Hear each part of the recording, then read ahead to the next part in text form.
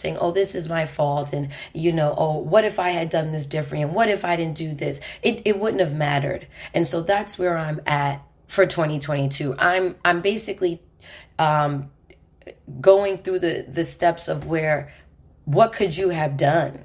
What could you have done differently when this is what you were working with? And that is one of the things I really appreciate my therapist with her not, and I'm not saying a therapist is going to do that, but with her allowing me to have that and say, you know what, I'm not saying that you're, this perfect person. I'm not saying that maybe your reaction to this or whatever. I'm not saying any of those things. What I'm here to let you know is that I promise you, even if you wouldn't have asked that question, it would have been something else. Even if you wouldn't have bothered them today, tomorrow, it would have been something. And if you wouldn't have done it, they would have found it. And so that made me feel really good about myself because I know me as a person, right? I know what I give to my friends, to my kids, to my family, to partners. I know what I give. And I know that when you are someone who has been through abuse and has been through toxicity, people like that aren't going to benefit you. Well, people like that aren't going to benefit anybody, but you need someone to care. You need someone to understand that, I may not trust in the beginning, or I may not, these are the things that you need. And because this is not the cards that was dealt, this is not the cards that person has, there was nothing that you could do. And you can say that I'm sorry to myself. Don't be mad at you because there was nothing that would have changed the dynamic of that when this is what you're working with. So anyway, so that is what 2022 is for me. It's me accepting that, yes, I've made mistakes and there are things I need to work on for myself, but I am not in control of someone else's recovery. I am not in control of someone else's mental disability. I am not in control of how someone else decides to be to me. I'm not in control of that. I am, however, in control of myself. And something I also need to work on is not being able to be triggered. And that's a hard task because for some of us, it's not hard to be triggered when you have been through when you have had a life of this. I saw, earlier in the week, I saw something that said that, when you are a victim or, you have been through toxicity, you don't always know how to react when that's not it.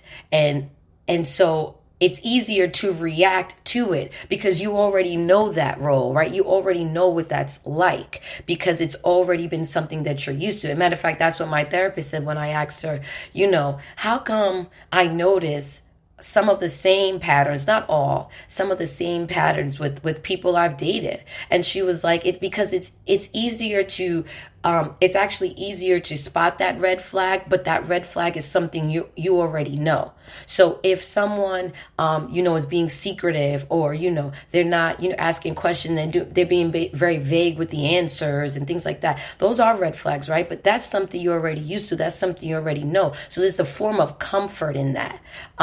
But when it's something, when they're open and they're giving you info and you that's when you say, oh, okay. Oh, wait, that's what we doing? Oh, wait, what's going on? You second guess it. So there are certain things I am used to, and especially because I was such a young mom, I have unfortunately been, I'm just used to this, 19 years of this and not having something different. I don't know what it is to have someone just be open and honest and want to comfort. So that's also something else I'm working on this year. I'm working on, paying attention to these red flags and leaving. I'm sure most of you have Twitter, and there was a period of Twitter where everybody was talking about red flags. And, that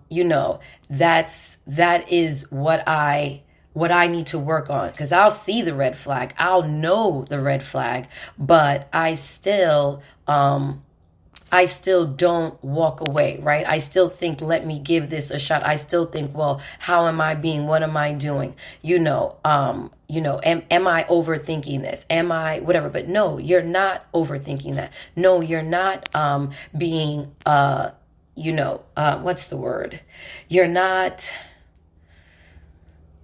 I'm trying to think of the word I'm looking for. Well, whatever. I'm not, being hard, or there's a particular word, it's going to bother me right now, but basically when you see something that you don't like, or you see something that you know is wrong, or is questionable, and instead of you thinking it's you, so instead of me thinking it's me and saying, am I, well, you know what, because I have been in abusive relationships, because I have been in toxic relationships, sometimes you do think it's yourself, right? You say, well, dang, am I reading too much into this? Maybe that's not how he or she meant it. Yeah. It's probably me.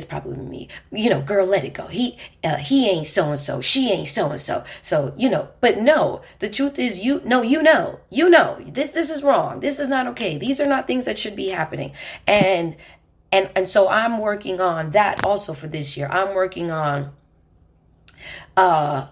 acknowledging that I saw the red flag, acknowledging that I know it's a red flag, acknowledging that it's okay that I feel this way, and ending it there. Not allowing this person to have any space in my life, not allowing this person to become something in my life, which is then harder to let go of, right? And then also, stop thinking about the people who don't show up for me. I spend a lot of time, unfortunately, and it's really only a particular person, but I spend a lot of time wishing that someone, called me, surprised me, sent me a nice text message saying, hey, I hope you have a good day, just thinking about you, sent the flower, sent something. I'm constantly thinking about someone who doesn't show up for me, even mentally.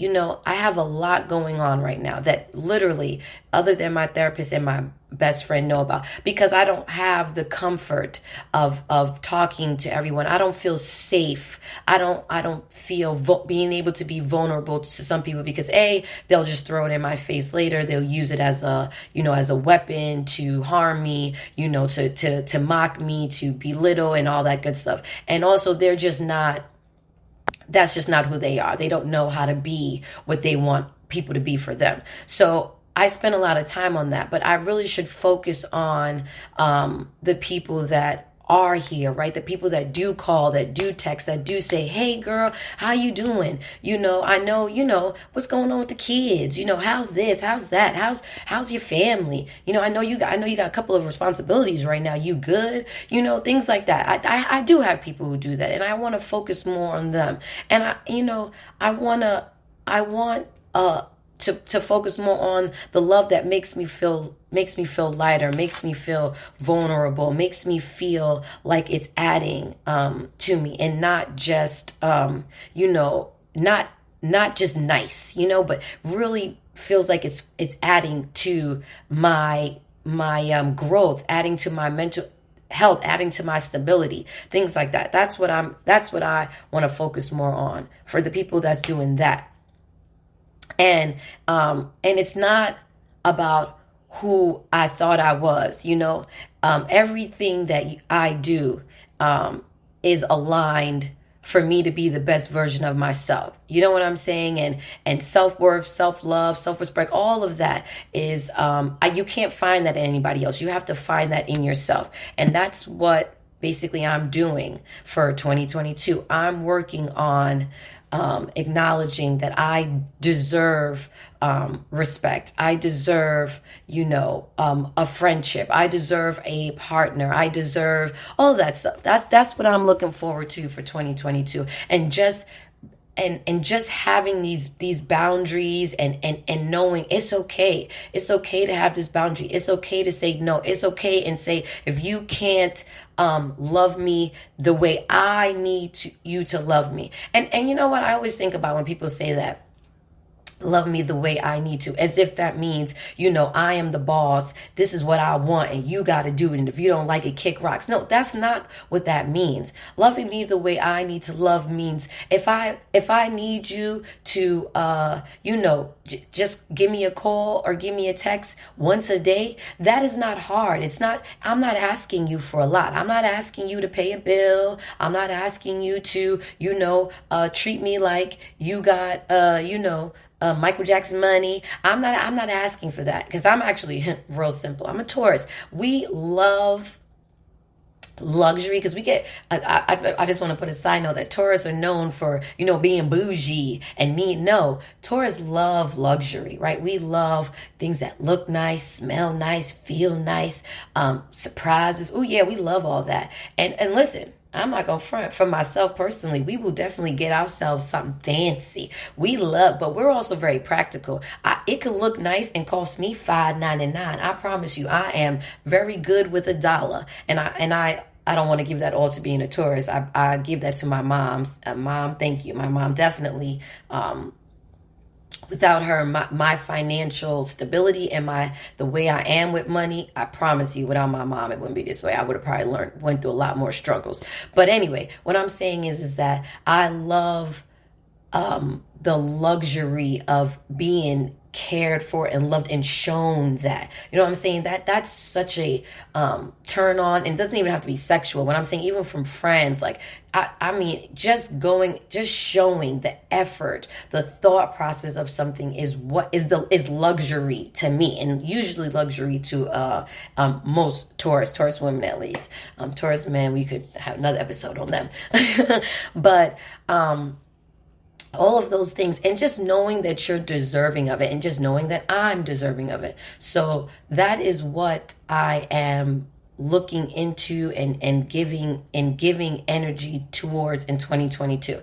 And it's an everyday struggle, I promise you, especially when you're so wrapped up in something already. And like I said, I learned the hard way with my marriage, and it was just like, it for me, it ended a long time ago. There was such betrayal, and the loyalty went out the window, and the respect and stuff went out the window. And for a long time, I was just there because I am a responsible person, because I am a loyal person, because it's hard for me, no matter how you treat me, to attempt to treat you in that manner. It happens, and once it's done, it's done.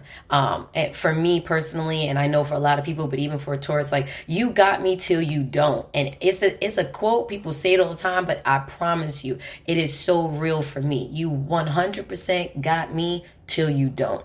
And it may take a minute, and that's another part of 2022 that I'm working on. I don't want it to take so long. I don't want people to get 5, 6, 7 years of my time, and then I break away. And you know what's so crazy? One of the things I had asked my therapist last week is why, and I really broke down, guys. I said to her, why aren't I worth someone just letting me go in a manner that's respectful, that doesn't require disrespect, that doesn't require being hurtful and hateful? Because guess what?